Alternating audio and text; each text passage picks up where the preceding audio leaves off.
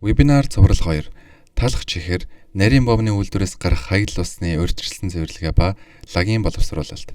Уг вебинар цувралын агуулгыг авч үзвэл үйлдвэрийн бүлэг ба ангилал, түүний дотор талах, чихэр, нарийн бовны үйлдвэрийн хаягдл усны хэмжээ ба бохирлын ачаалалд эзлэх хувь хэмжээ. Талах чихэр, нарийн бовны үйлдвэрийн хаягдл усны шинж чанар, хаягдл усанд тавигдах стандарт шаардлагууд, хаягдл усны бохирдлыг их усүр дээр нь бууруулах арга замуудын талаар. Үйлдвэрийн хаягдл усны цэвэрлэгээний аргууд, анхдагч цэвэрлэгээ, түүний зорилго, хэрэглэгдэх технологийн талаар, хоёр дахь цэвэрлэгээ, үйл ажиллагаа явуулдаг үйлдвэрийн жишг тооцоо, хог хаягдл ба лагийн менежмент. Үйлдвэрийн хаягдл усанд тавигдах шинэ стандарт боловсруулах, шаардлагатай урьдчилсан цэвэрлэгээний технологиг тодорхойлохын тулд үйлдвэрийн үйл ажиллагааны дараах бүлэг ангиллыг тогтоож өгсөн байна. Дэлгэцэн дээр харагдаж байгаагаар нийт 3 бүлэг 12 ангиллалд хувааж өгсөн байна.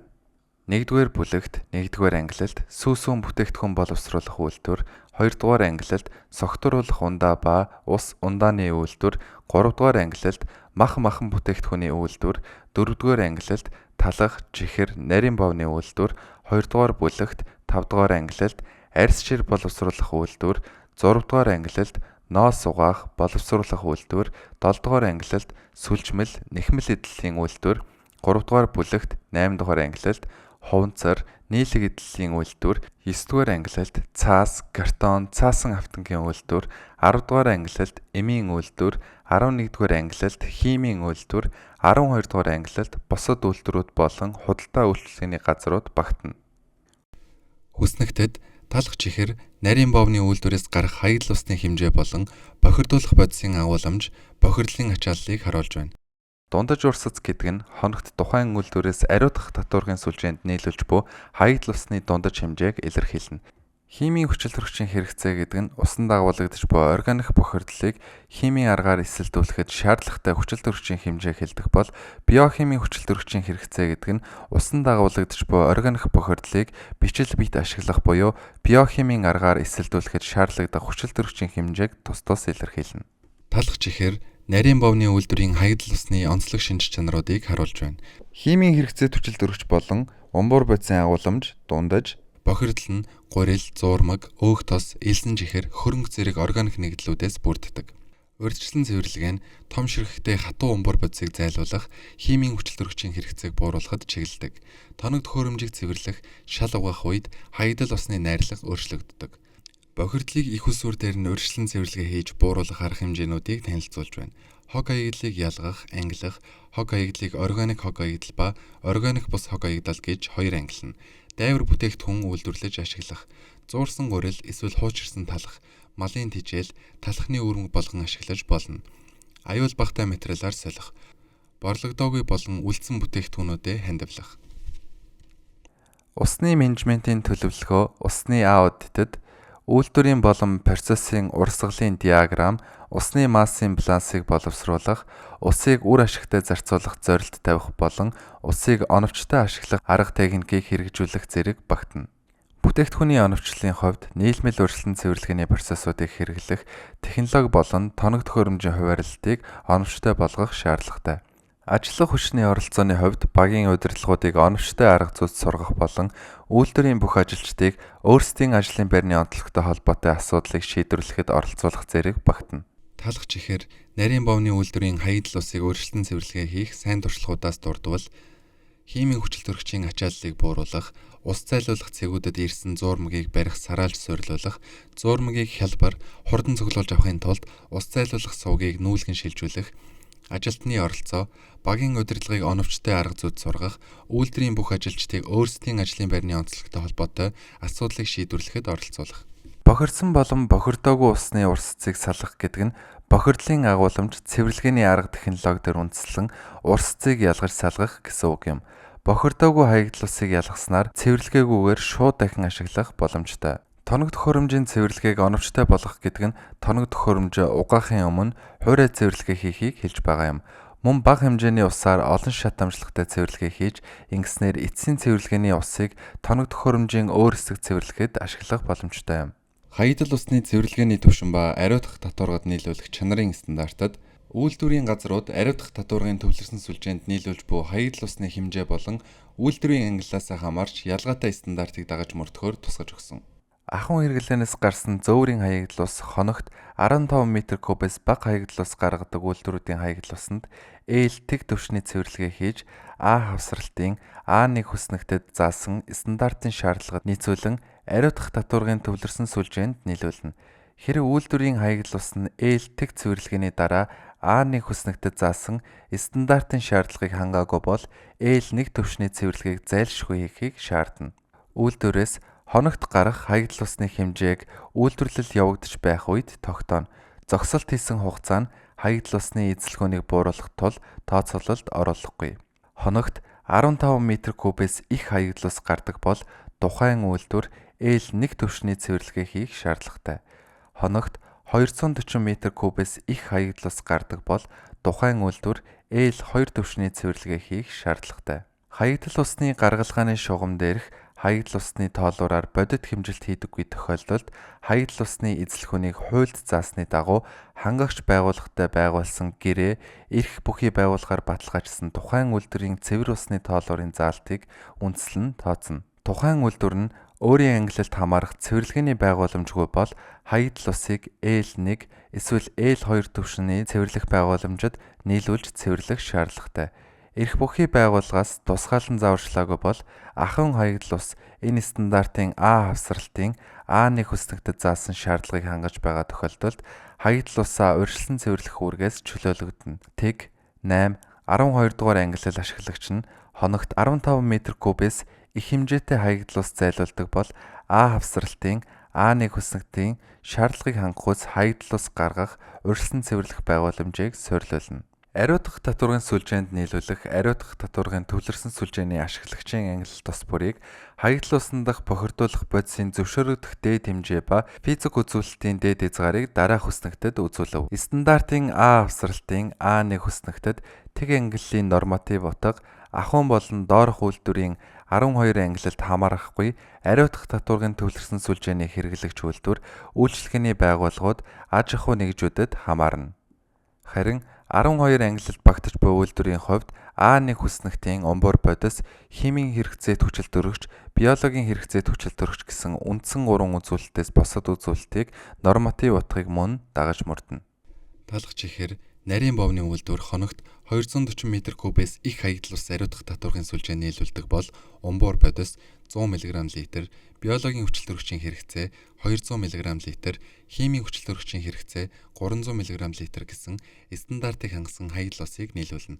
Харин хоногт 240 м3-с бага хаягдал ус ариутгах татваргын сүлжээнд нийлүүлдэг бол умбуур бодис 400 мг/л, биологийн хүчилтөрөгчийн хэрэгцээ 1500 мг/л, химийн хүчилтөрөгчийн хэрэгцээ 2500 мг/л гэсэн стандартыг хангасан хаягдал усыг нийлүүлнэ. Үйлдвэрийн хаягдал усыг урьдчилан цэвэрлэх процесс нь дараах үндсэн 3 үе шаттай явагдана. Төвшин тэгд, механик цэвэрлэгээ буюу сараалж, шүүр, өөхтос зайлуулагч, тунгаагуур зэрэг цэвэрлэгээний аргууд багтана. Төвшин 1-д физик химийн цэвэрлэгээ буюу коагуляц, фоликуляц, фолитаз эсвэл анхдагч тунгаагуур, төвшин 2-д агаартай буюу агааргүй орчны биологийн цэвэрлэгээ, 2-дагч тунгаагуур эсвэл флотаз зэрэг цэвэрлэгээний аргууд багтана. Нэмэлтээр хаягдал усаа дахин ашиглах шаардлагатай бол 3 дугаар түвшний цэвэрлэгээг хийж болно. Төвшин 3-д диск шүүлтүүр, картридж шүүлтүүр, идэвхжүүлсэн нүүрс, эсрэг осмос, ультра шүүлтүүр зэрэг аргуудыг ашигладаг. Үйлдвэрийн хаягдал ус цэвэрлэгээний аргыг үндсэндээ 3 хувааж болно. Үүнд биохимийн арга, физикийн арга, химийн арга, эдгээр цэвэрлэгээний аргуудыг ашиглан хаягдал усанд дах гол бохирдуулах бодисыг зайлуулдаг ба бохирдуулагчдыг ерөнхийд нь органик ба органик бус, нэгдэл, эсвэл усанд уусдаггүй ба коллоид гэж ангилдаг. Био задралд ордог органик бохирдуулагчдыг усанд уусдаг бол биологийн цэвэрлэгээгээр, коллоид бол коагуляц, фоликуляцын аргаар, харин усанд уусдаггүй бол тунгаагуур, флотаз болон шүүлтүүрээр цэвэрлэдэг. Био задралд ордоггүй органик бохирдуулагчдыг биологийн цэвэрлэгээр зайлуулах боломжгүй ба харин химийн эсэлдүүлэх болон адсорбцийн аргаар цэвэрлэдэг. Органик бус бохирдуулагч буюу азот, фосфор, хөхрийг биологийн аргаар цэвэрлэх ба нитрификац, денитификац болон фосфорыг зайлуулах процессуудаас бүрддэг. Мөн адсорбц болон ион солилцооны аргуудыг органик бус бохирдлыг цэвэрлэхэд ашигладаг. Сармагжуулах, редокс, тунцжуулах, коагуляц, фолликуляц зэрэг химийн аргуудыг хаягдал усны шинж чанараас хамааран нэмэлтээр ашиглаж болно. Хаягдал усны цэвэрлэгээний төрлүүдийг зориултыг дэлгэцэнд харуулж байна. Анхдагч цэвэрлэгээ нь тоног төхөөрөмжийн үйл ажиллагаанд гэмтэл учруулж болзошгүй том хэмжээний бохирдуулагчийг зайлуулах зорилттой бөгөөд гол төлөв физикийн процессууд байдаг. Мөн хаягдал усыг дараагийн шатанд цэвэрлэгээнд бэлдэж өгдөг. Хоёр дахь цэвэрлэгээ нь цэвэрлэгээний процессын үндсэн хэсэг буюу биологийн цэвэрлэгээний шат юм.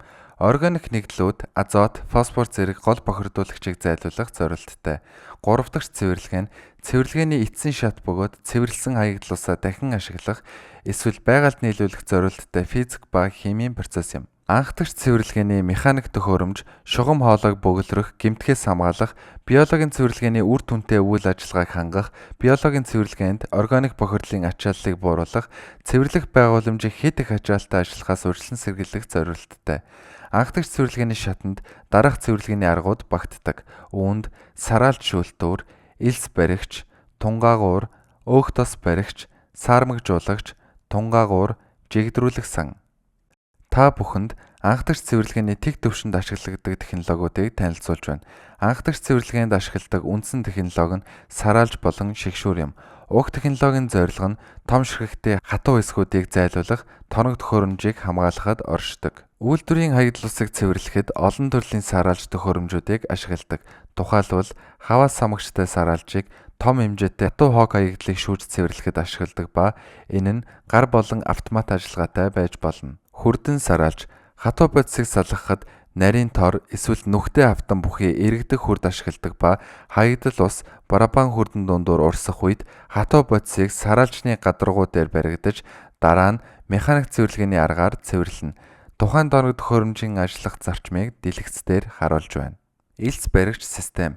Үйлдвэрийн хаягдал усны элс баригч систем нь ихэвчлэн хаягдал уснаас элс шорог салгах, зайлуулах төрөл бүрийн механизмтай байдаг. Энгийн сараалж эсвэл флотатор системийг ашигласан илүү дэвшилтэт систем гэх мэт хэд хэдэн төрлийн процесс байдаг.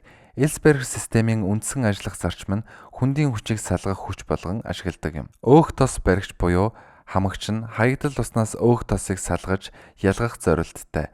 Энэ нь бөглөрөл болон бусад асуудал үүсэж болзошгүй өөх тосыг ариутгах татваргын сүлжээнд орохоос өмнө сэргийлдэг. Өөх тос баригч хамагчийг ажиллах зарчимд ихэвчлэн дараах үйл ажиллагааг багтаадаг. Өөх тос зайлуулагч. Өдөөгдсөн агаарын фоллитац. Ихэвчлэн фоллитац суурилсан хатуу бодисыг зайлуулахад ашигладагч өдөөгдсөн агаарын фоллитацд системийг элс шорог зайлуулахад бас ашиглаж болно. Хаягдал ус руу жижиг агаарын бөмбөлгүүд оруулж хөнгөн органик хатуу бодис болон зарим нунтаг элс шороог наалдуулна.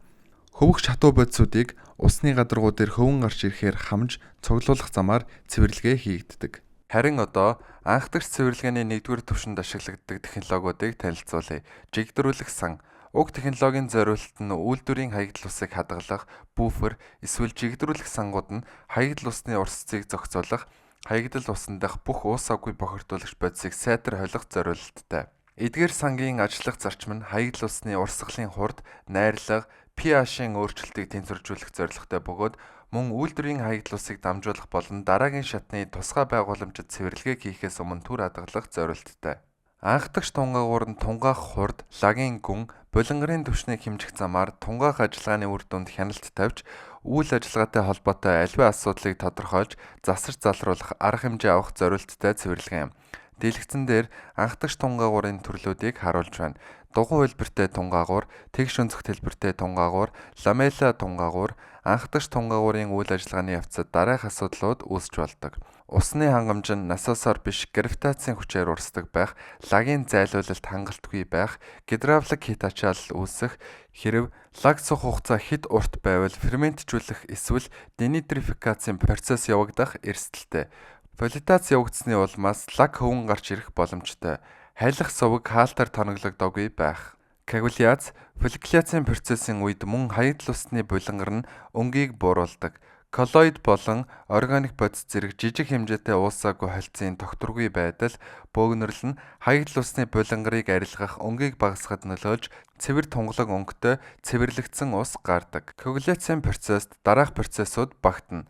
Гадаргуугийн цэнэгийг эсрэг цэнэгтэй химийн бодис ашиглан саармагжуулах. Жижиг хатуу хэсгүүд холбогдох гүүр үүсгдэг ба нэмсэн химийн бодис нь төрөл бүрийн коллоидуудыг нэгэн зэрэг шингээж авдаг. Коллоидуудыг барьж тунцжуулахдаа төмрийн холорид зэрэг коагулянт ашигладаг. Тунцжуулалтын үед коагулянт нь бусад бохирдуулагчтай хамт тунцжиж эсвэл коллоидууд флок болгон барьдаг. Коагулянтын хоёр төрөл байдаг. Органик бус коагулянт дараах химийн бодисууд багтана. Төмрийн холорид 40%, техникийн уусмал, хөнгөн цагааны сульфат, хөнгөн цагааны холорид, поли хөнгөн цагаан холорид гэх уусмалуудаар хангагдсан байдаг бол органик коагулянтад дараах химийн бодисууд багтана. Азот суурьтай, катионит, полиэлектролит. Тааны хүчил гэх уусмалуудаар хангагдсан байна. Саармагжуулах технологийн хувьд pH-ыг нэмэгдүүлэхийн тулд түүхий шохой, шохойн сүв, натрийн гидроксид, натрийн карбонат гэх химийн бодисуудыг хэрэглэдэг. pH-ыг бууруулахын тулд нүүрс төрөгчийн давхар эсэл, хөхрийн хүчил, азотын хүчил, давсны хүчил гэх мэт химийн бодисуудыг хэрэглэдэг. Шохойгоор саармагжуулах технологийн хувьд өндөр чанартай шохойн сүүн pH-ыг нэмэгдүүлэхэд илүү үр дүнтэй байдаг учир нь pH-ыг нэмэгдүүлэхэд бага түн шаардагдана. Хэрэгцээгүй олон бодис нэмэх шаардлагагүй. Лагийн хэмжээ буурна. MNS 6738 2018 стандартын дагуу 90-95% цэвэр шохойг хэрэглэнэ. Фоликуляцийн полимер сонгох зөвлөмжүүдээс дурдвал органик бус лагийг зайлуулахад ихэвчлэн анионы полимер шаардлагатай. Органик умбуур бодисыг зайлуулахад ихэвчлэн катионы полимер шаардлагатай. Умбуур бодисын агуулмж нэмэгдсэн үед полимерийн тунг нэмэгдүүлэх, усан дуустдаггүй жижиг хэсгүүдийн хэмжээ буурах үед полимерийн тунг нэмэгдүүлэх, хаягдал ус цэвэрлэх, полимер бэлтгэх. Лагийг боловсруулах болон фоликуляцийн процесс тохиромжтой полимер ашиглах нь маш чухал юм. Полимер уусмалыг бэлтгэхэд ашигладаг ус бас чухал байдаг. Ихэнх тохиолдолд эрдэсгүйжүүлсэн цэвэршүүлсэн ус хэрэглэдэг бол зарим тохиолдолд гүний худгийн усыг ашиглаж болдог боловч усанд тодорхой ионууд эсвэл холцууд байгаа нь бодит цэвэршүүлэх явцад полимерийн үр дүнд сөргөөр нөлөөлдөг. Анхдагч цэвэрлэгээний бас нэгэн ашигладаг технологи нь флотац юм. Тэгвэл уг технологийн зарчим болон хэрэглээг танилцуулъя. Лагийн бөөгнөрөл эсвэл умбуур бодис дундуур маш жижиг хэмжээний хийм бөмбөлгүүд нэвтрүүлж, нягтралыг нь бууруулж, коагуляц, фоликуляцийн аргыг ашиглан цэвэрлэгээ хийдэг. Физик химийн аргаар лагийг зайлуулах, коагуляц, фоликуляц, идэвхжүүлсэн лагийг салгах, цэвэрлэгээний дараах шатуудад умбуур бодисыг зайлуулахад ашиглана. Лагийг хөвүүлэн баяжуулах процесс дэх бичил хөөс. Микро бөмбөлгүүд нь лаг хөөсний нийлбэр үүсгэн лаг хөвүүлэн баяжуулахад чухал үүрэг гүйцэтгэдэг. Микро бөмбөлгүүд нь лаг хөөсний нийлбэр үүсгэн лаг хөвүүлэн баяжуулахад чухал үүрэг гүйцэтгэдэг. Бичил бөмбөлгүүд нь маш жижиг хэмжээтэй бөгөөд 50 микрометрээс 1 мм хэмжээтэй флокуудад наалдаж чаддаг. Эдгээр бичил бөмбөлгүүд нь хөвөнд наалдаж, материалын хувийн жинг бууруулж, усан дуустдаггүй бохирдлуудыг хөвөхөд хүргэдэг. Жижиг бөмбөлгүүд нь эдгээр нь урсах урсгалын хурдыг бууруулж, флокод илүү сайн наалдаж, процессын үр ашгийг нэмэгдүүлэх боломжийг олгодог. Том бөмбөлгүүд. Хэрэг бөмбөлгүүд нь хэд том байвал дээшээ урсах өндөр хурдыг бий болгож бужигнуулдаг. Энэ нь флотацийн наалдцыг бууруулдаг. Улмаар хөвүүлэн баяжуулах үйл явцын ерөнхий үр ашгийг бууруулдаг. Ууссан агаарын флотац. Үйлдвэрийн хаягдал усыг цэвэрлэх ууссан агаарын флотацийн үндсэн зориулт нь хаягдал уснаас умбуур бодис, өөхтөс болон бусад бохирдуулах бодисуудыг зайлуулах юм. Ууссан агаарын флотацийн даралтын дор агаарын хаягдал усанд уусаж, бичил бөмбөлөг үүсгдэг өргөн хэрэглэгддэг процесс юм. Эдгээр бичил бөмбөлгүүд нь бохирдуулагч бодисд наалдаж, тэдгээрийн флотацийн сангийн гадаргуу дээр хөвөн гаргаж, лагийн давхаргыг бий болгон зайлуулна. Анхан шатны цэвэрлэгээ хийсний дараа хоёр дахь цэвэрлэгээ нь биологийн процессор бичил биетүүдийг ашиглан органик бодисыг задлахад чиглэдэг. Анаэробик цэвэрлэгээ нь голчлон органик бодисыг зайлуулдаг боловч шин бохирдлыг зайлуулахад үр дүн багтай тул үйлдвэрт хатуу бодис тосыг боловсруулах урьдчилсан боловсруулалт хийхэд тохиромжтой. Гэсэн хэдий ч аэробикийн биологийн цэвэрлэгээ нь органик болон шин бохирдлыг хоёуланг нь үр дүнтэй арилгаж, энэ салбарын хаягдал усны менежментийг илүү үр дүнтэй болгодог. Органик бодисын аэробик ба агаартай задралын энергийн балансын харьцуулалтыг харуулж байна. Аэробик химийн хүчил төрөгчийн хэрэгцээний тэнцвэрт харьцангуй хэмжээний илүүд лаг үүснэ, оруулж буй хүчил төрөгчд харгалзах эрчим хүчний зарцуулалт өндөр, хүрээлэн буй орчинд хаягдах эрчим хүчний алдагдал их. Анаэробик химийн хүчил төрөгчийн хэрэгцээ тэнцвэрт илүүд лаг үүсэхгүй, хязгаарлагдмал эрчим хүчний хэрэглээ, халаалт, эрчим хүчийг нөхөн сэргээх боломжтой, жишээ нь түлш, метан болгох замаар. Аэробик биологийн цэвэрлэгээний онцлогуудад хүчил төрөгчийг шаардлагатай эрчим хүчний хэрэглээ өндөр, ачаал багтай температурын хүрээ 10-аас 40 Цельсийн градус шин бохирдлыг зайлуулах шаардлага үүсдэг. Аэробик биологийн цэвэрлэгээний идэвхжүүлсэн лагийн тухай ойлголт. Ууссан хүчил төрөгчийг агуулсан үед аэробикийн нөхцөл бүрэлдэнэ. Энэ үе шатанд органик бодисын биологийн эсэлтэлт явагдах бөгөөд нитрификац буюу аммонийн нитрат болон хувиргана. Агааржуулах сан буюу агааржуулах бүсийг ашигладаг бөгөөд агааржуулах замаар ууссан хүчил төрөгчийг хангадаг. Нитрификацийн процессор аммониаг нитрат, дараа нь нитратыг денитрификацийн процессор азот болгон хувиргадаг. Хэрв биомасс болон нитрат болгон хувиргахад органик бодис хангалтгүй байвал нүүрс төрөгчийг нэмж өгөх шаардлагатай. Хаягдал ус цэвэрлэх агааржуулалтын систем. Агааржуулалтын систем биологийн цэвэрлэгийг дэмжихийн тулд хүчил төрөгчийг хаягдал усанд оруулдаг. Гадаргуугийн агааржуулагч нь ус руу агаар татах замаар босоо хөдөлгөөнийг бий болгодог. Энэ нь ус ба хүчил төрөгчийн хоорондох холбоог ихсгэж, агаарт ус засаж, дунд зурган дээр харагдаж байгаа шиг усны долгиог үүсгэдэг. Тийрэлтэт аэротрууд нь агаарыг доод хэсэгт спираль хөдөлгөөнөөр шахдаг. Холих агааржуулалтын энэхүү хосол нь реактор эсвэл нуур дахь үхмэл бүсүүдээс сэргийлж, жигд боловсруулалтыг хангаж, лаг хоримтлагдахаас сэргийлдэг. Нарийн хөөстэй агааржуулалтын систем. Нарийн хөөстэй агааржуулалтын систем нь хүчил төрөгчийг зөв нэвтрүүлэхийн тулд савны ёроолд агааржуулагчийг байрлуулдаг. Зүүн талын зурган дээр харагдаж байгаа савны ёроолд байрлах агааржуулалтын диск нь нарийн бөмбөлгүүдийг ялгаруулж, усны долгион үүсгэж, бөмбөлөг болон бичил биетний хооронд холбоо тогтоож маш үр дүнтэй болгодог. Лагийг ялгах 3 төрлийн арга байдаг. Сонгодог арга, тунгаах. Лагийн чанараас хамаарсан цэвэрлэгээний үр дүн бөөгнөрсөн лагтай холбоотой асуудал үүсч болно. Альтернатив арга, флотац, ууссан агаарын флотац. Сүүлийн арга, мембран шүүлтүүр. Мембрант биореактор буюу MBR. Мембрант биореакторын тохиргоо. Үйлдвэрийн хаягдал ус цэвэрлэх мембран биореакторын гол зорилго нь хаягдал усыг дээд зэргийн чанартай үр ашигтай цэвэрлэхэд оршино. Мембрант биореакторын идэвхт лагийн ажиллагаа бүхий биологийн цэвэрлэгээ мембран шүүлтүүрийн технологиг хослуулдаг. Мембран биореактор нь ажиллах зарчмын хувьд идэвхт лагийн ажиллагаа биологийн цэвэрлэгийг мембран шүүлтүүрийн технологитой хослуулах явдал юм. Мембрант биореактор систем нь биореактор, мембран шүүлтүүрүүд, хатуу шингэнийг ялгах систем гэсэн үндсэн 3 хэсгээс бүрдэнэ. Талах чихэр нарийн бовны үйлдвэрийн хаягдал усны шинж чанар нь бүтээгдэхүүний төрөл, үйлдвэрийн технологиос хамаарна. Улаанбаатар хотын талах чихэр нарийн бовны үйлдвэрийн хаягдал усанд агуулгадж болох бохирдлын нийтлэг үзүүлэлтүүдийг болон тэдгээрийн хэмжээг доор харуулв. Дэлгэц дээр хаягдал усны хэмжээ болон бохирдлын ачааллыг тоон мэдээлэлээр гаргаж ирсэн байна. Жишээ болгон авсан Гурил, талах, нарийн бов, чихрийн үйлдвэрийн хаягдал усны хэмжээ хоногт 240 м3-ээс ихгүй байна. Иймд тухайн үйлдвэрийн хаягдал усыг физик химийн аргаар цэвэрлэх ээлтиг L1 түвшний цэвэрлэгээ шаардлагатай. Хөрөнгө оруулалтын зардлын тооцоог задлж үзвэл инженерийн байгууламж шинээр суйрлуулах шаардлагатай эсхээс хамаарч хөрөнгө оруулалтын зардлыг дунджаар 2,000-аас 6,000 Америк доллар метр куб гэж тооцох боломжтой. Энэ төрлийн үйлдвэрийн байгууламжийн зардлын жишээг энд үзүүлв. Нийт хөрөнгө оруулалтын зардалд тээвэрлэлт, угсралт, цахилгаан, багаж хэрэгсэл, судалгаа, мөн хяналт тавих, туршилт, тохируулга хийх ажилтнуудын зардал багтсан байх ёстой. Үйл ажиллагааны зардлын жишг тооцоог харуулв. Хог хаягдал, лаг гэдэгт тунгаагуур, коагуляц, фолликуляц, фоллитац, биологийн лагаас үүссэн хатуу үлдэгдлийг ойлгоно. Урьдчилсан цэвэрлэх байгууламжийн үр ашигтай ажиллагааг хангахын тулд тусдаа хог боловсруулах компанитай хамтран ажиллаж хаягдлыг тогтмол зайлуулж байх шаардлагатай. Лагийг усгүйжүүлэх процесс нь хэд их хэмжээтэй лагийг тээвэрлэхээс зайлсхийх стандарт арга юм.